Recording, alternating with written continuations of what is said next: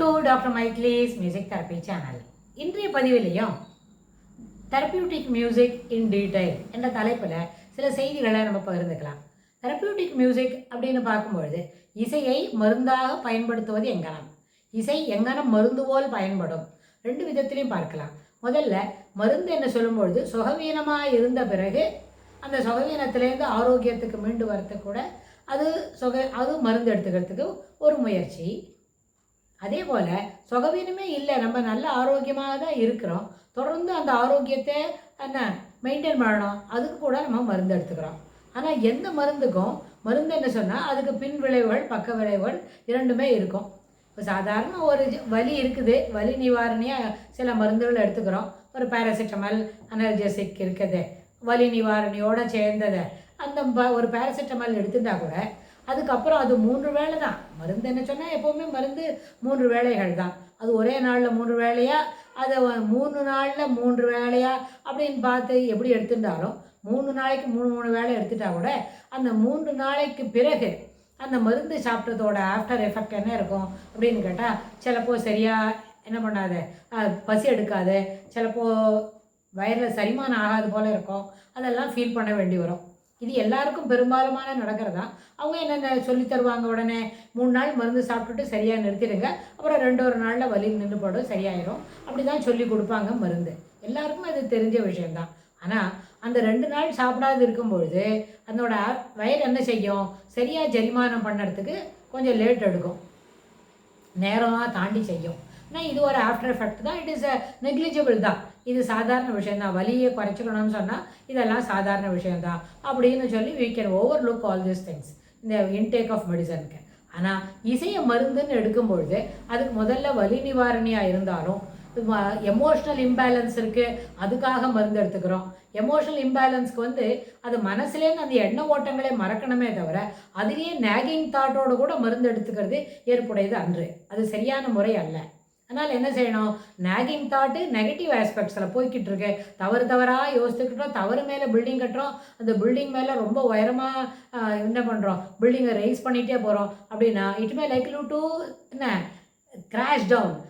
கொஞ்ச நேரத்தில் அது அத்தனையுமே என்ன பண்ணோம், தரையோட தரையாக சாஞ்சிடும் அப்படின்னு. ஸோ அதனால் தவறான முஸ்தீபில் தவறான கோணத்தில் ஒரு சில செய்திகளை நம்ம என்ன பண்ணுறோம், உணர்ந்துக்காம அதுக்கு மேலே அதை வளர்த்துக்கிட்டே போகும்பொழுது என்ன பண்ணோம், இறுதி முடிவு என்பது ஏற்புடையதாக இருக்காது.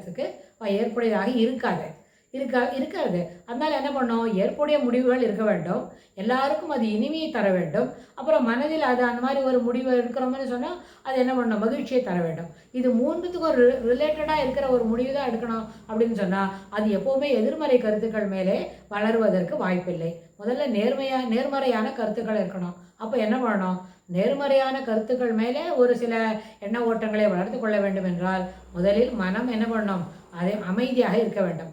மனம் அமைதியாக இருக்கணும்னு சொன்னால் nagging thought out to be எஸ்சூர்டு.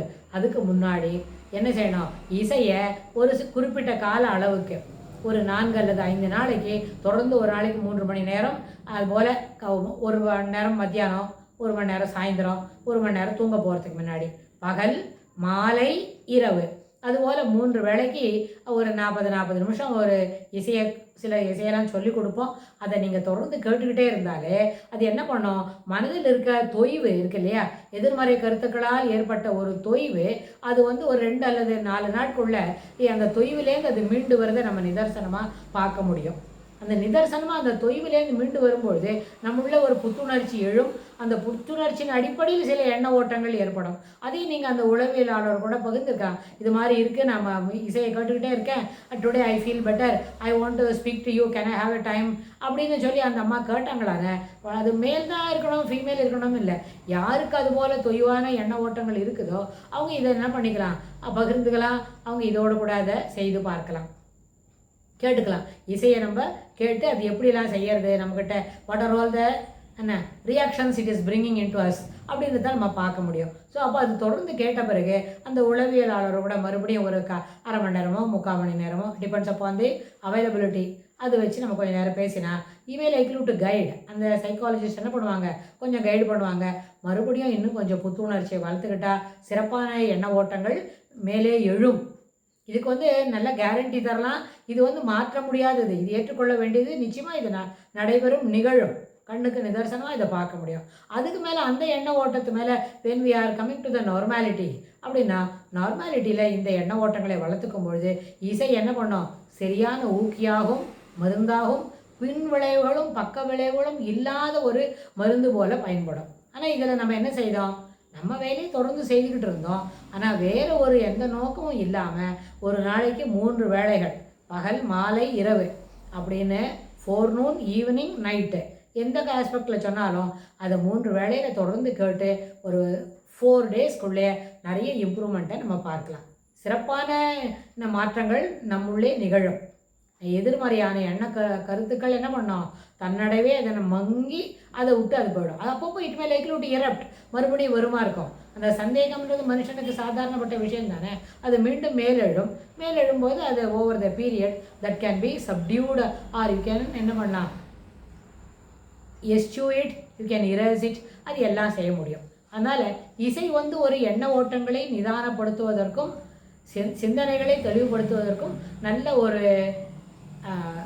காரணியாக அமையும் என்று சொல்லி இந்த பதிவை நம்ம நிறைவு செய்கிறோம். இதுக்கு தொடர்புடைய செய்திகளை வரப்போகிற பகுதிகளில் பார்க்கலாம். தேங்க்ஸ் ஃபார் வாட்சிங்.